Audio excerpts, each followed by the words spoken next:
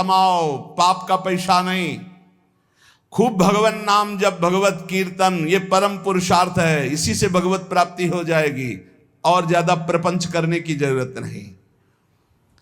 क्षमावशी कृतिर्लोके क्षमया किम न साध्यते, शांति खड्गः करे यस्य किम करिष्यति दुर्जना। जब तुम धर्म मार्ग में चलोगे तो दुर्जन लोग तुम्हें परेशान करेंगे।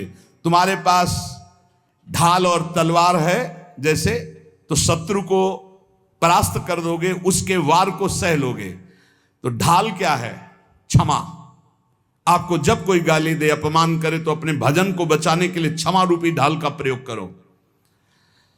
और दुर्जन जब प्रहार करते हैं, निंदा करते हैं, अंदर से बाहर से, अंदर से काम क्रोध आदि, तो शांति रूपी तलवार से काट दो। शांत रहो, चुप रहो, क्षमा कर दो। क्षमा रूपी ढाल, शांत रूपी तलवार, इससे आप क्रॉस करते हुए चले जाओगे भगवत मार्ग में आगे। स्वर्ग के देवता, बड़े बड़े देवता जिसको नमस्कार करते हैं, वो कौन सा पुरुष होता है? बोले वो दो प्रकार के होते हैं। एक होते हैं जो बलपूर्वक दंड देने में क्षमता रखते हैं, पर उनका अपमान निंदा करो वो सह लेंगे, और निर्धन होने पर भी, अवसर आने पर सब कुछ लुटाने के लिए तैयार हैं। इन दो पुरुषों को बड़े बड़े देवता भी नमस्कार करते हैं। गरीब होने पर भी दान देने का उत्साह, और बलवान होने पर भी सहनशीलता। दूसरे के द्वारा किया हुआ निंदा, अपमान आदि मौन होकर सह लेते हैं, यद्यपि सामर्थ्य उनमें दंड देने की है। गरीब होते हुए भी दूसरों को खिलाने पिलाने, दान देने का उत्साह, इन दो को बड़े बड़े देवता भी नमस्कार करते हैं। द्वांभसी निवेष्टव्यो गले बद्ध्वा दृढ़ाम शिलाम, धनवंत मादातारम दरिद्रम चातपस्विनम। ये दो मरे हुए ही समझो, संसार में जीवित है, पर इसका अर्थ सीधे होता है कि गले में पत्थर डालकर डूब के मर जाने वाले स्वभाव वाले हैं। क्या? जो धनी होने पर भोग विलासिता में पैसा खर्चा करते हैं। एक होटल में गए, लाखों रुपए खर्चा कर दिए। अरे 250 ग्राम आटा नहीं खा सकते हो? कितने का 250 ग्राम आटा होता है? 1-2 कटोरी दाल सब्जी ले लो, 2-4 रोटी ले लो, खा लो। प्रकृति के पैसे को बर्बाद करते हो। 5 लाख उड़ाया है, 5 लाख में 500 आदमी खूब बढ़िया भोजन पाते और बढ़िया स्वस्थ रहते। ऐसे विचार करना चाहिए। दुर्गति किनकी होती? जिनको इस जन्म में धन मिला और वो दूसरों की सेवा में, भागवतिक सेवा में न लगाकर भोगों में लगाते हैं। पीछे वाले श्लोक में था, कह द्वाविमौ पुरुषो राजन स्वर्गस्योपरि तिष्ठितः प्रभुश्च क्षमया युक्तो दरिद्रश्च प्रदानवान। जो गरीब होकर दूसरों को दान देने का उत्साह रखता है वो, और जो बलवान होने पर दूसरों को क्षमा कर देता है वो, इन दो को देवता भी नमस्कार करते हो। देवलोक के भी ऊपर गति पाने वाला है। और इन दो को, जो धनी होने पर, धन होने पर भी साधु सेवा, गौ सेवा, भक्त सेवा या समाज सेवा में ना देकर वो उड़ाता है नाना प्रकार के काम भोग, विषय भोग, मनोरंजन में। ऐसा नहीं कि प्रकृति का धन तुम्हें मिला, तुम उसके स्वामी जो चाहो कर लो। तुम सिर्फ मुनीम हो, स्वामी तो भगवान है। हिसाब से चलो, नहीं सब छीन लिया जाएगा। जो धनी होने पर मदांध होकर गलत जगह धन खर्चा करता है, मैं इसका स्वामी हूं, और सही ढंग से उसका खर्चा नहीं, सो धन धन्य प्रथम गति जाकी। अरे कितने ऐसे बीमार लोग हैं जिनके पास अर्थ व्यवस्था नहीं। कितने भूखे लोग ऐसे हैं जिनके पास भोजन व्यवस्था, हम कह रहे हैं बहुत वास रहित लोग हैं जिनकी वास व्यवस्था नहीं।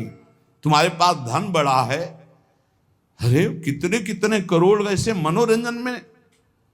पूरे भारत में एक एक कुटिया बना दो, एक एक गांव में तो एक एक परिवार तो रह जाएगा। धन का सदुपयोग है दूसरों के सुख में लगाना, अपने मनोरंजन में लगाना नहीं। अपनी आन बान शान किसमें है? भगवान प्रसन्न हो जाए, इसमें नहीं है कि संसार जान जाए कि हमने इसके लिए इतना पैसा खर्चा किया। दुर्गति होती है। धन अगर वो धर्म विरुद्ध आचरणों में जा रहा, तो तुम स्वामी के द्वारा दिए हुए धन का अपमान करो। तुम स्वामी नहीं हो, लक्ष्मीपति नारायण है, तुम थोड़ी हो। तुम तो मुनीम हो, तुम्हें केवल पुण्य बल से उतना अधिकार मिला है, छीन लिया जाएगा, देख लेना।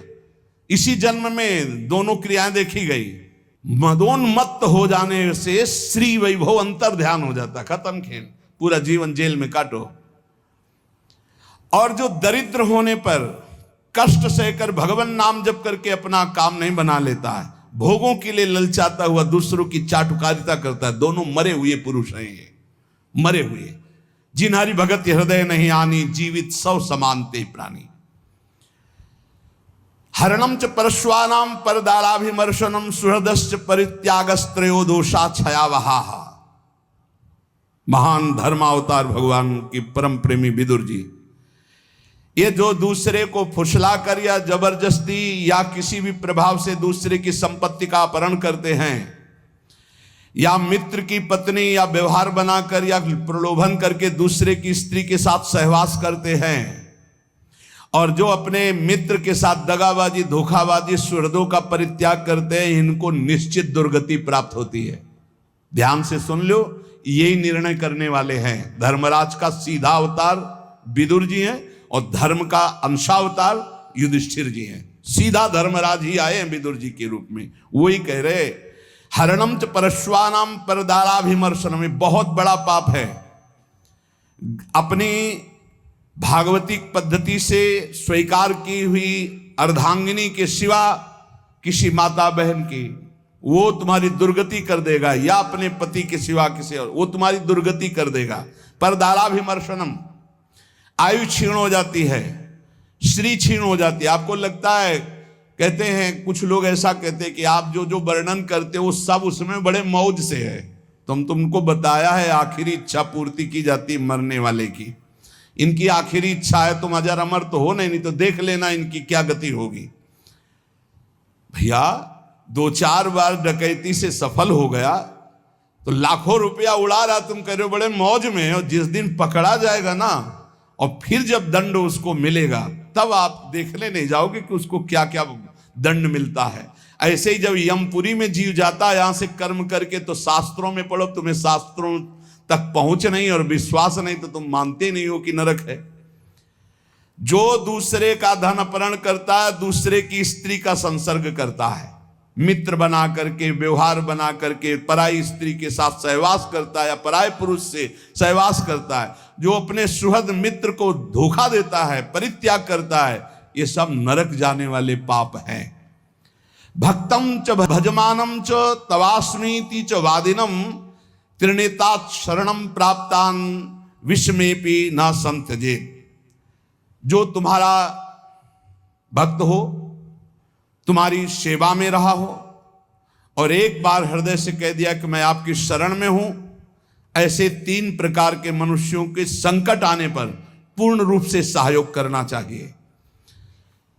गृहस्थ में अपने कुटुंब में जो सबसे बूढ़ा हो उसको सबसे पहले भोजन देना चाहिए, धर्म का आदेश है।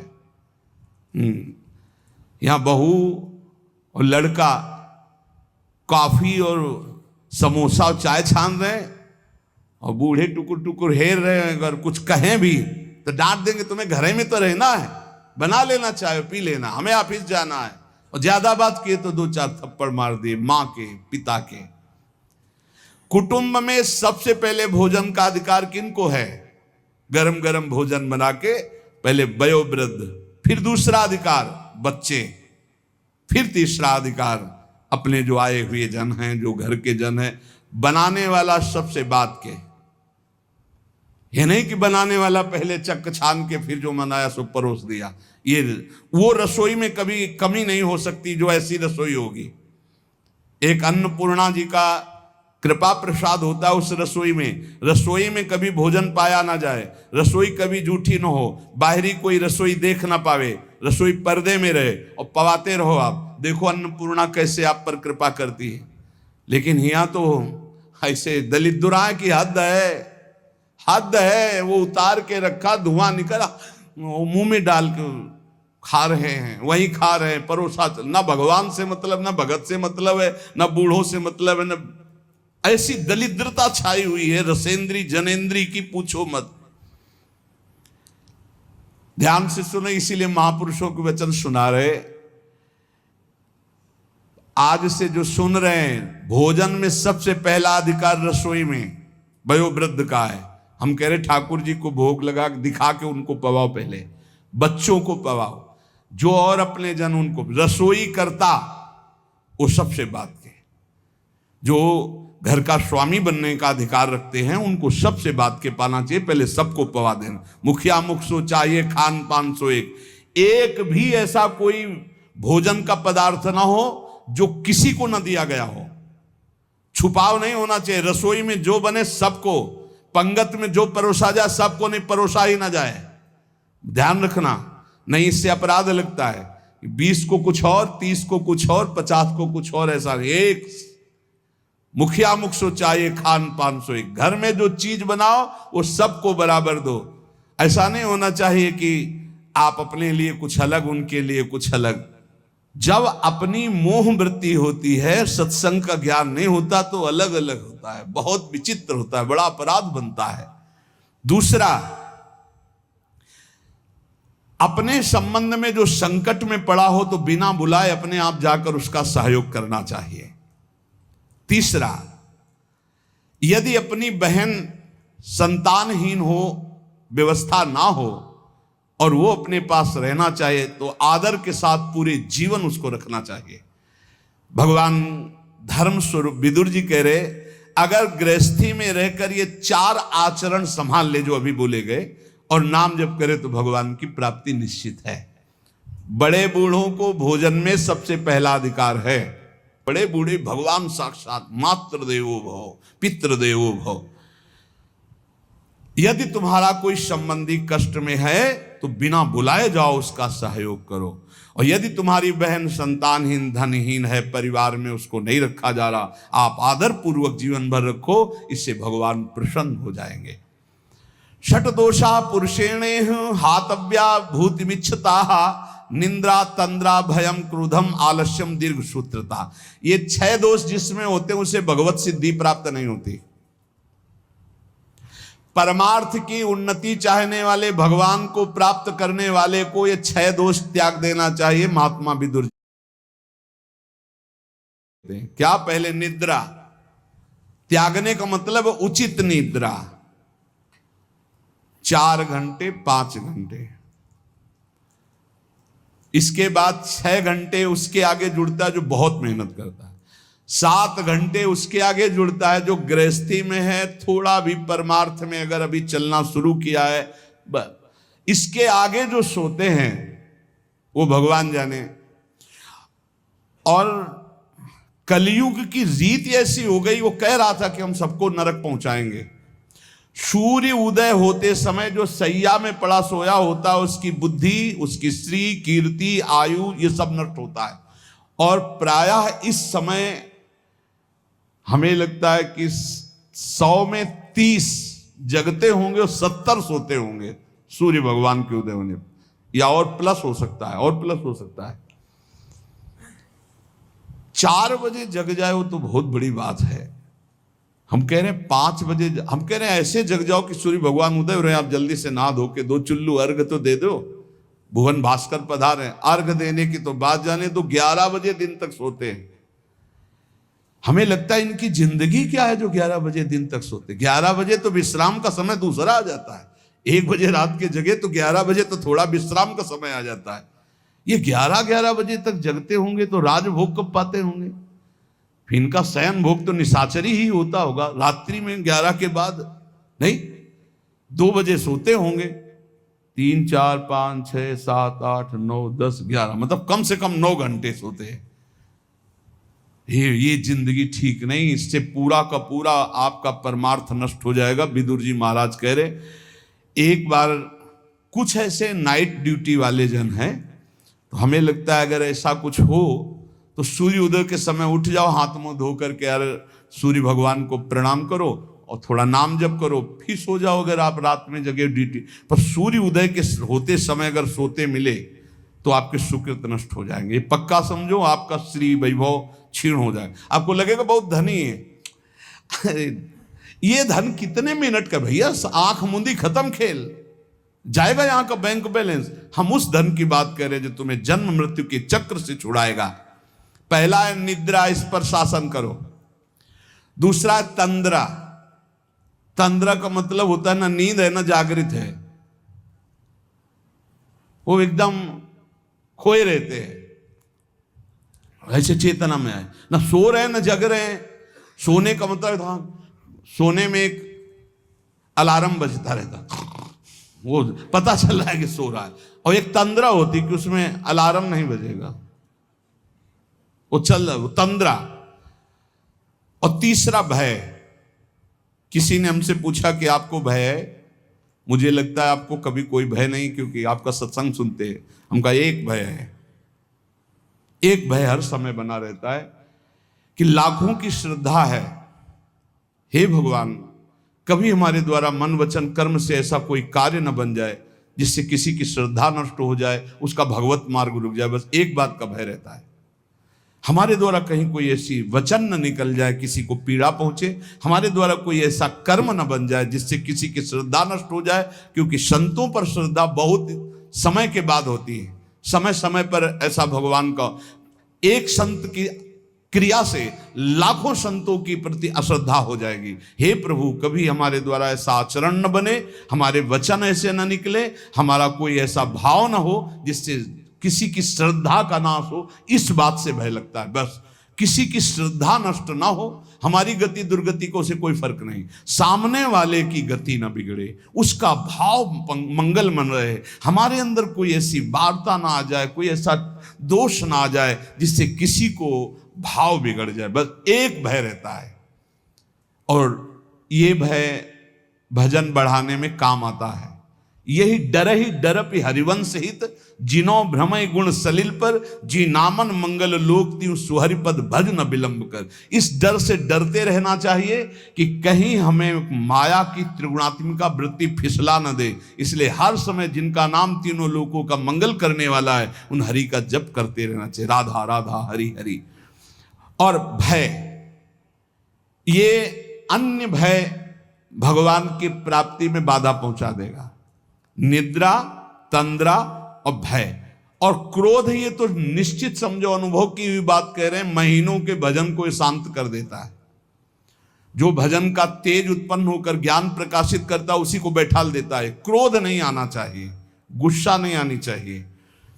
और आलस्य, ये आलस्य भजन मार्ग में बहुत ही घातक है। अरे कल कर लेंगे, 11 माला तो कहा है, आज 5 कर लिया है, कल 11 और 6 कर लेंगे, और कल ही आलस्य दिखाएगा, परसों कल धीरे धीरे खत्म नियम। दीर्घ सूत्रता, हर कार्य को आगे टालते रहना। निद्रा, तंद्रा, भय, क्रोध, आलस्य, दीर्घ सूत्रता, ये 6 दोष भगवत प्राप्ति नहीं होने देते, इसलिए इनका त्याग करें। जो अपने सुख में प्रसन्न नहीं होता, दूसरे के दुख में हर्षित नहीं होता, जो दान देने के बाद कभी किसी से बोलता भी नहीं है कि मैंने इतना अमुक को दिया, बिल्कुल शांत, कोई जानता ही नहीं कि दिया, वह भगवत मार्ग में आगे बढ़ता चला जाएगा। चाहे जैसा सम्मान, प्रियता, सुख, अनुकूलता, बिल्कुल गंभीर। दूसरे का दुख देखकर दुखी होना, ना कि हर्षित होना। और अपना जो दान है वो कोई जान न पावे कि हमने दिया है। ऐसे 3 प्रधान आचरण ये हैं जो भगवत मार्ग में आगे बढ़ाते हैं। एक भक्त थे, एक दिन वो कह रहे थे कि हमारे हृदय में एक प्रबल लालसा जागृत हुई, जैसे छत्रपति वीर शिवाजी ने अपने गुरुदेव को सब कुछ दान कर दिया।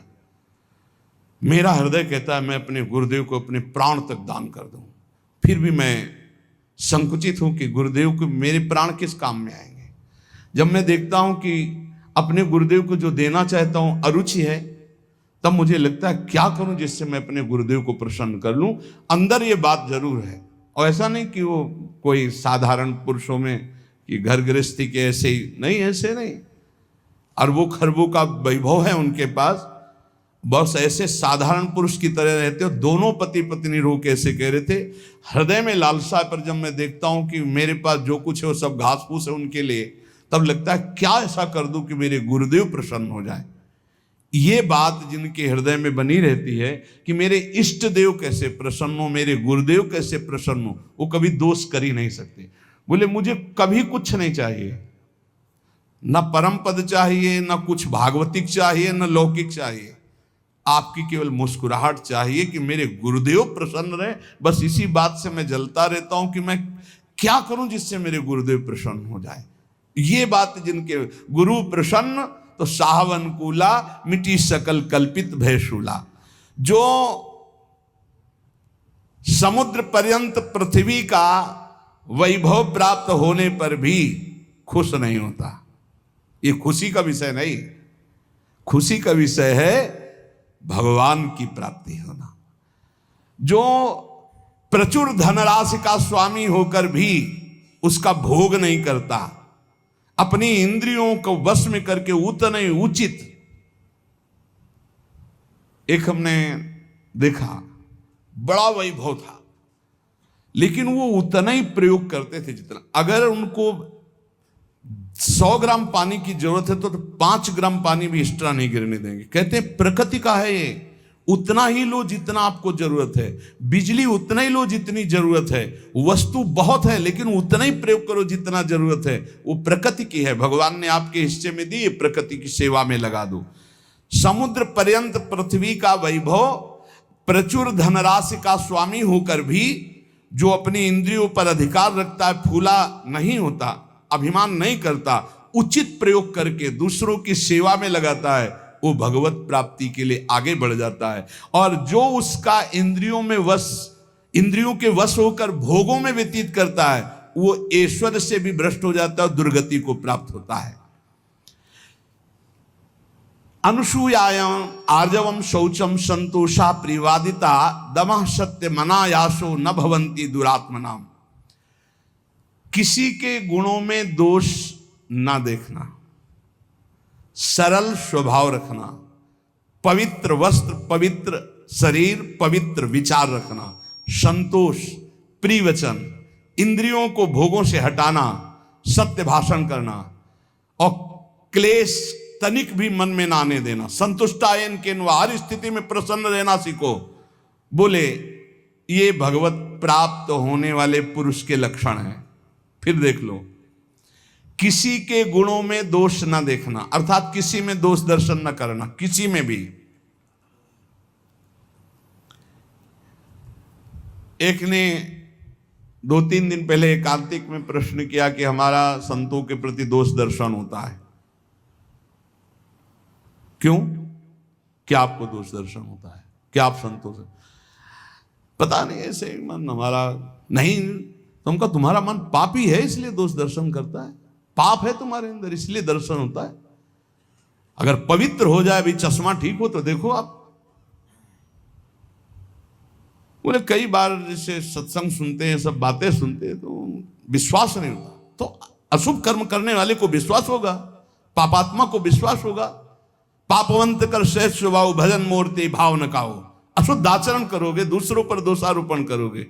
अभी अपना चश्मा ठीक कर देख, भगवान के सिवा कोई नहीं है, सच्चिदानंद प्रभु के। बोले मन मेरे वश में नहीं। हम कहा नहीं, उसको डांटिए। बोले भी नहीं है बस में। तो हम कहा आप अपनी बेटी की तरफ गंदी दृष्टि से देख सकते हो?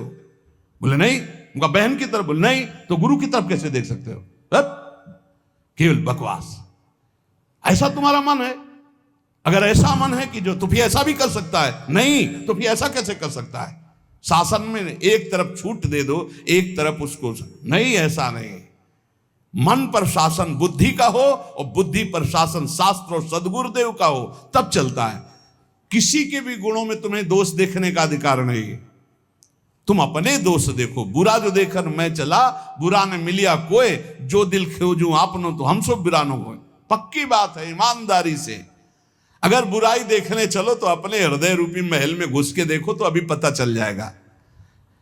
अनुसूया, किसी के गुणों में दोष देखना है सबसे बड़ा छिद्रान्वेषण, सबसे बड़ा भगजन मार्ग में बाधक भाव है। कभी इसको अंदर मत आने देना। आ जाए तो तत्काल प्रभु से प्रार्थना करना। सरल स्वभाव रखो, पवित्र वस्त्र रखो, पवित्र शरीर रखो, पवित्र विचार रखो, संतोष भाव रखो, प्रिय वचन बोलो, इंद्रियों को खुला मत छोड़ो, सत्य भाषण, क्लेश सहो, जितने भी दुख आवे आनंद पूर्वक सहो। तो बोले ऐसे लक्षण भगवत प्राप्त महापुरुषों में। अब वो भगवत प्राप्ति करने वाला है या भगवत प्राप्त होने ही जा रहा है, जिसके अंदर ये लक्षण आ जाते हैं और भजन परायण रहता है। हिंसाम बल साधु नाम राज्ञाम दंड विवर्ध बलम शुशुषातु बलम स्त्रीणाम क्षमा गुणवताम बलम। दुष्ट पुरुष कटुक वचन और मारपीट करके अपना बल दिखाता है, लेकिन जो साधु पुरुष होता है वो मुस्कुराकर सहकर अपने बल का दर्शन कराता है। बलवान कौन? जो दूसरों के द्वारा कटु वचन विपरीत व्यवहार करने पर भी मुस्कुरा के चला जाता है, वही गुणवान है, वही बलवान है, वही क्षमावान है। इसलिए हे राजन, मैं मधुर शब्दों में कह रहा हूं कि यदि तुम्हें भगवत प्राप्ति करनी है तो ये निद्रा, तंद्रा, भय, क्रोध, आलस्य, दीर्घ सूत्रता, इनको त्यागो। गुणों में दोष मत देखो किसी के, सरल रहो, पवित्र भाव रखो, संतोष, प्रिय वचन बोलो, इंद्रियों का दमन करो, सत्य भाषण बोलो, और जितना भी क्लेश दुख आवे चुपचाप सह जाओ, नाम जप करो, भगवत प्राप्ति हो जाएगी। इन महान पुरुषों के वचनों का बार बार मनन करो और अपने आचरण में उतारो।